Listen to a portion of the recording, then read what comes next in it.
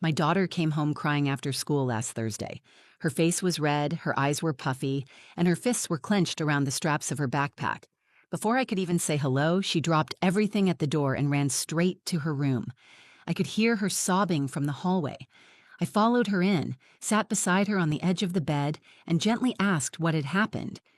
She wouldn't look at me. She just shook her head and pulled her blanket over her face. I waited in silence. Eventually, she pulled the blanket down and whispered something I will never forget. She said, "You're a nobody." At first, I didn't understand. "Who said that?" I asked. "My teacher," she whispered, barely able to get the words out. "Miss Winsley, she said I'm just like you, a nobody." It felt like my chest caved in. I blinked. I tried to stay calm. What was happening when she said that? Lena looked at me, eyes wide with hurt. I messed up my lines during the history project. I got nervous and forgot what to say. Everyone was looking at me, and she just shook her head and said it under her breath, but loud enough for people to hear. I sat there in silence for a second, like my brain needed time to catch up to the words. Lena is only 9. She still leaves her stuffed animals lined up on her pillow every morning. She still calls me Mama when she's tired. And this teacher, someone I trusted to protect and encourage her, looked at my daughter at her most vulnerable moment and decided to hurt her even more by going after me. She said, "You're just like your mother, a nobody." My daughter had to stand there in front of her classmates hearing that. I could see how ashamed she felt, as if the insult had some truth to it, as if being like me was something to be embarrassed about. I held her. I told her that what her teacher said was wrong and cruel and that being like me wasn't a flaw. It was something to be proud of. But I could feel it.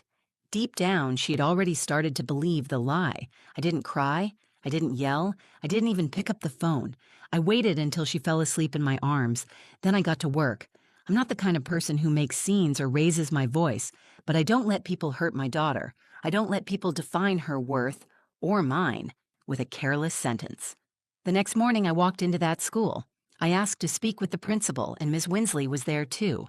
I didn't argue. I didn't plead. I stayed quiet while they gave their rehearsed explanations and polite little smiles. Then I reached into my bag, pulled out a folder, and slid it across the table. "This is from my lawyer. Page 3 is the recording. Page 5 is your termination." Their faces changed instantly, and in that moment, I realized something. I might be invisible to them. I might be just a name on a contact form, or the woman who shows up at parent night with no husband at her side. But to my daughter, I am not a nobody. I'm the reason she sleeps peacefully at night. I'm the one she looks for first when she's scared. And I'm the woman who will burn the whole system down if it ever makes her feel small again. You don't call me a nobody. Not in front of my daughter. Not ever. My name is Amira Callan. I'm 34 years old, and for the past 7 years, it's just been me and my daughter, Lena. We live in a small 2-bedroom apartment in Portland. It's not fancy, but it's full of love. There's a worn-out couch we refuse to replace, covered in mismatched pillows Lena picked out herself. Our fridge is covered in hand-drawn notes and spelling tests, and the grocery list we always forget to update. Her room is a museum of crayon art and construction paper stars. Mine is quiet, mostly books and the smell of peppermint tea. I work from home as a legal researcher for a nonprofit. It doesn't pay much, but it gives me the one thing I've always fought hardest to have: time with my daughter. After my divorce, I promised myself I wouldn't let her grow up feeling like an afterthought. Her dad, Jace, moved to Seattle a year after we split. He calls on holidays and sometimes remembers birthdays. I've never said anything bad about him in front of her, but she's smart. She notices when someone disappears. Lena is the light of my life. She's 9 years old, funny, sharp, endlessly curious. She can't stand injustice. She gets that from me. She loves reading, especially stories with brave girls who stand up for themselves. When she was 5, she told me she wanted to be both a veterinarian and a poet, and I told her she could be both, and 100 other things too. She goes to Willard Elementary, a public school about 15 minutes from where we live. It's the kind of place where some teachers genuinely care and others are just waiting out their time. I always hoped Lena would land in the right hands. She was excited for this year's Living History event. Each student was supposed to pick a historical figure and give a short presentation to the class. Lena chose Maya Angelou. We spent 2 weekends working on her costume. She wore a simple black dress and glasses and carried a notebook with quotes she had memorized. She practiced her lines every night before bed. I may be changed by what happens to me, but I refuse to be reduced by it. She repeated that one the most. She said it made her feel strong. The morning of the event, she was bouncing around the kitchen, too nervous to eat her cereal. I helped her pin her hair up and reminded her to speak slowly, make eye contact, and breathe. Right before she left, she looked at me and said, "Do you think Maya Angelou would have liked me?" I knelt down, fixed the collar of her dress, and said, "She would have seen herself in you." Lena beamed. She hugged me tight, then ran down the stairs with her backpack swinging behind her. I watched from the window until she turned the corner. The house was quiet after that. I made coffee, opened my laptop, and tried to focus on a contract analysis I was behind on. But I kept glancing at the clock. I imagined her standing in front of the class, nervously gripping her notes, remembering every line she had practiced. Around 3 o'clock, I was wrapping up a call when I heard the front door open with a crash. I turned and saw her, standing in the doorway, eyes red, lips trembling. She didn't say a word. She dropped her backpack, walked straight to her room, and slammed the door. I froze. That wasn't like her. She's emotional, sure, but she always talks to me. Always. I walked to her room, knocked gently, and opened the door. She was curled up on her bed, shoulders shaking, muffled sobs escaping from under her pillow. That's where the story truly begins. Not with what I did next, but with how I held her, how I listened, how I asked, again and again, what had happened until she finally told me. It was her teacher, Miss Winsley. She said those words to my daughter, in front of her peers. Words meant to cut, to humiliate, to silence. In that moment, something shifted in me. I didn't know exactly what I was going to do yet, but I knew this. I would not let that moment define Lena, and I would not let that woman walk away from it unchanged. This wasn't just about a teacher's cruel comment. It was about what it means when adults forget the power they have over a child's spirit. It was about what happens when someone tries to write your worth in someone else's voice, and I wasn't going to let that stand. After Lena told me what happened, I sat next to her in stunned silence. I kept my arm around her as she spoke, gently pulling the story out piece by piece. She told me about the classroom, how excited she had been at first, how nervous she felt standing in front of everyone. She had rehearsed her lines so many times she could recite them backward, but when it was finally her turn, something inside her froze. Her throat tightened and her mind blanked. She tried to push through it. She looked at her teacher for reassurance. Instead, she saw the expression that would haunt her later that night, disappointment laced with disgust. According to Lena, Ms. Winsley sighed, shook her head, and said, clear enough for others to hear, "You're just like your mother, a nobody." The word nobody settled in my chest like a stone. It wasn't just the insult. It was who she said it to and how. My daughter had been humiliated while standing alone in front of her peers, and not by another student, by the adult in the room, the one who was supposed to encourage her, support her, protect her. I asked Lena what happened next. She said a few kids snickered. One girl tried to mouth, "Are you okay?" But she didn't respond. She finished her lines in a shaky voice, sat down, and stayed quiet for the rest of the day. She didn't tell anyone. She was embarrassed. That hurt the most, that a 9-year-old would carry that kind of shame, not even knowing what to do with it, just assuming that maybe the teacher was right. Maybe she was like her mother. Maybe that was a bad thing. I tucked her into bed early that night. I let her sleep in my room, something she hadn't done in over a year. She clutched her stuffed turtle and asked if she had messed everything up. I told her the truth. She had done nothing wrong, and the only one who should feel ashamed was her teacher. After she fell asleep, I sat on the edge of the bed for a long time. I wanted to scream. I wanted to storm into the school and demand answers. But I knew that anger wouldn't fix this. Rage wouldn't protect her. I needed to do this the right way, the lasting way. So I got up, grabbed my laptop, and started working. I pulled up Willard Elementary's website. I found their code of conduct, their staff directory, their teacher evaluation forms. I took notes. I looked up the Oregon State Education Board's policy on teacher misconduct and verbal abuse. I reviewed recent cases and complaints in public school systems. I knew how to do this. I had worked in legal research for nearly a decade. If anyone could build a case, it was me. But I didn't want revenge. I wanted accountability. The more I read, the more disgusted I felt. I found that Ms. Winsley had been teaching for over 15 years, had glowing performance reviews, and was often praised for her discipline and structure. But none of those reviews came from parents. None were based on how she treated children who struggled or froze or didn't fit the mold. I decided to reach out to another parent, Rosa Mercado. Her son, Julian, was in Lena's class. I asked her if he had said anything about the event.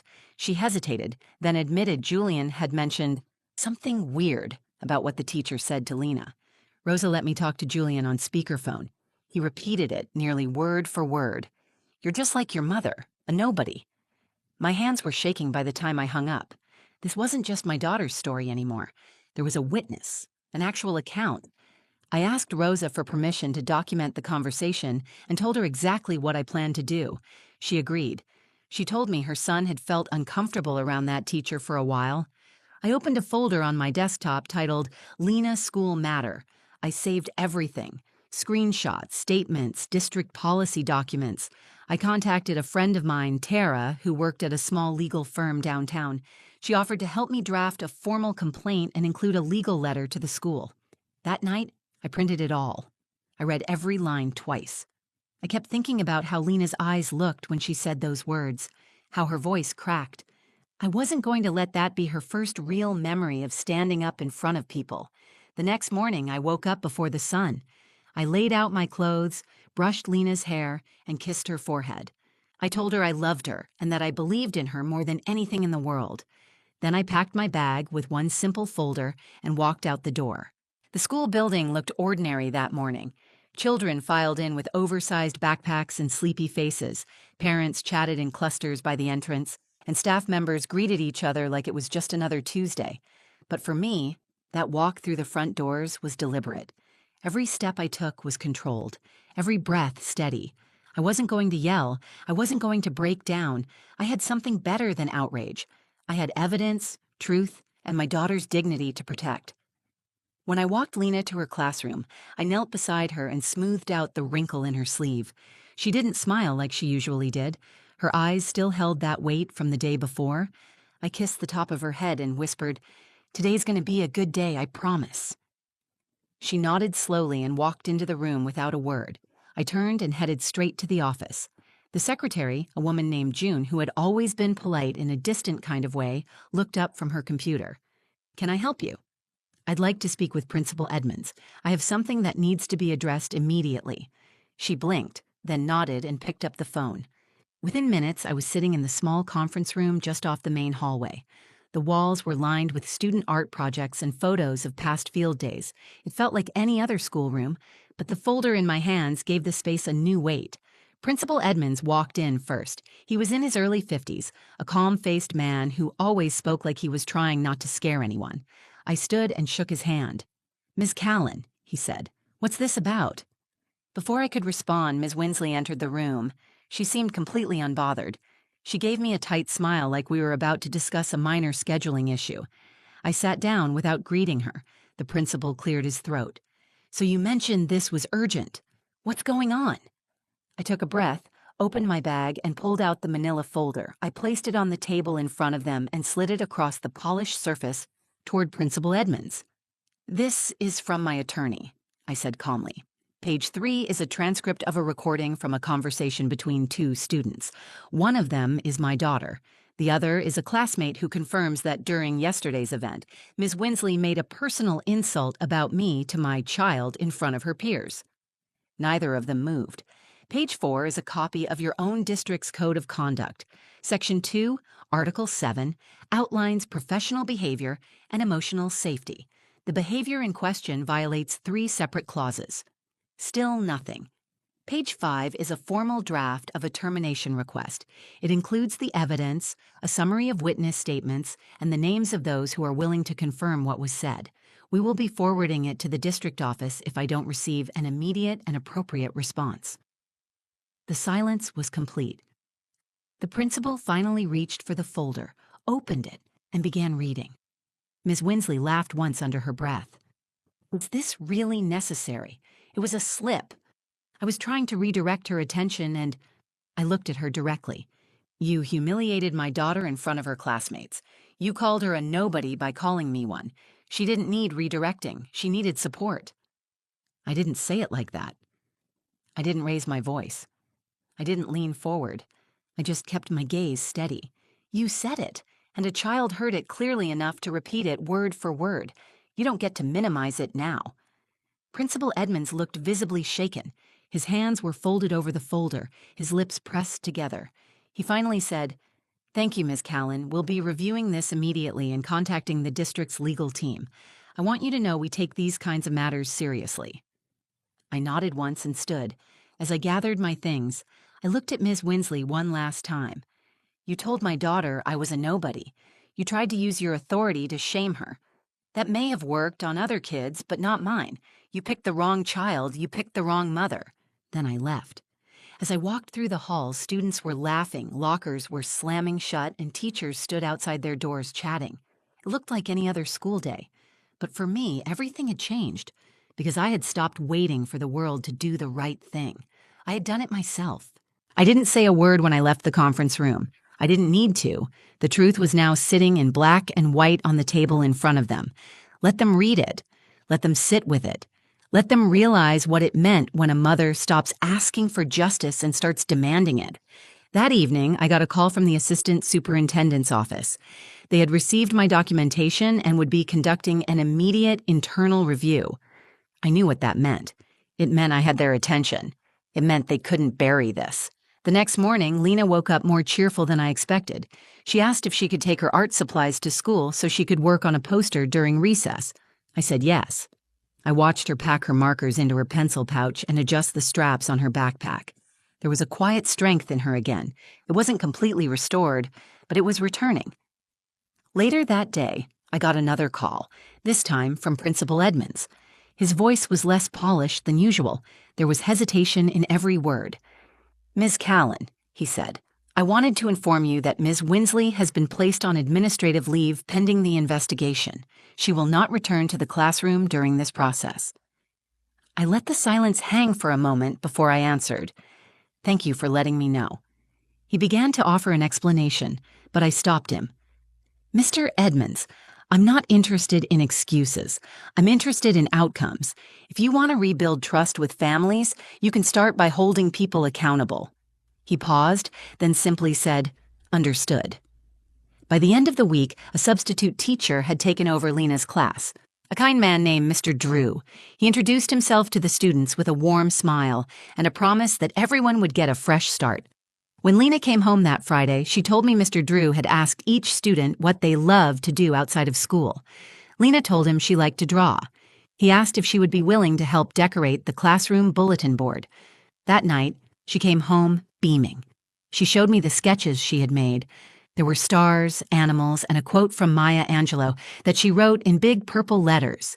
"Still, like dust, I'll rise." My chest tightened as I read it. She hadn't given up on her project. She hadn't given up on herself. A week later, I received a final letter from the school district. They had completed their review. The audio and transcript, along with corroborating witness statements, were enough to support disciplinary action. Ms. Winsley's contract would not be renewed. Her employment was officially terminated. The letter was written in legal language, but I knew what it meant.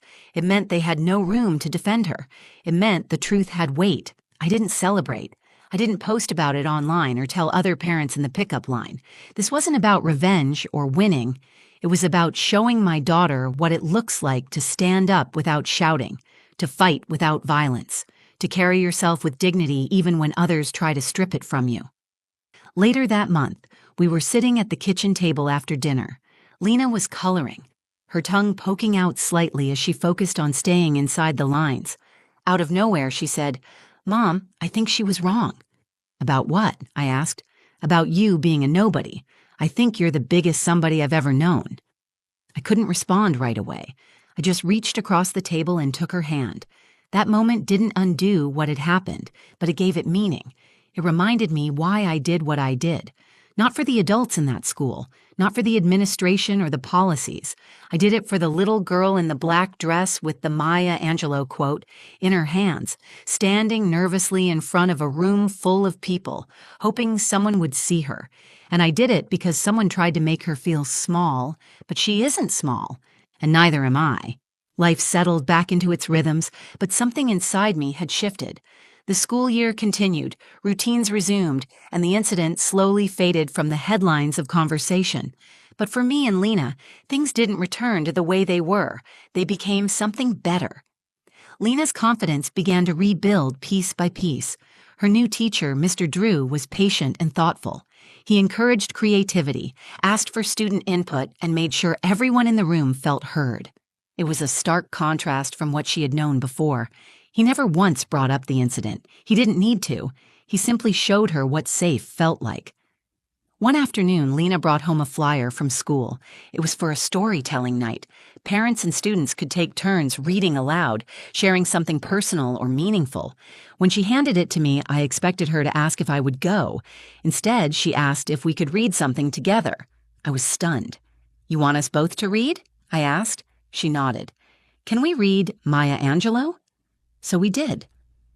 The following Thursday evening, I stood beside my daughter in front of a small crowd of folding chairs and supportive parents. We took turns reading stanzas from Still I Rise. Her voice was steady. She looked up from the paper often, scanning the room like she wasn't afraid anymore.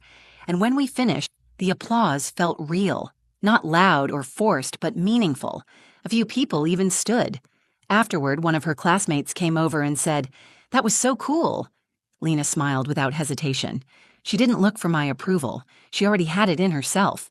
That moment felt like closure, not because it erased what happened, but because it showed how far she had come, how far we had come.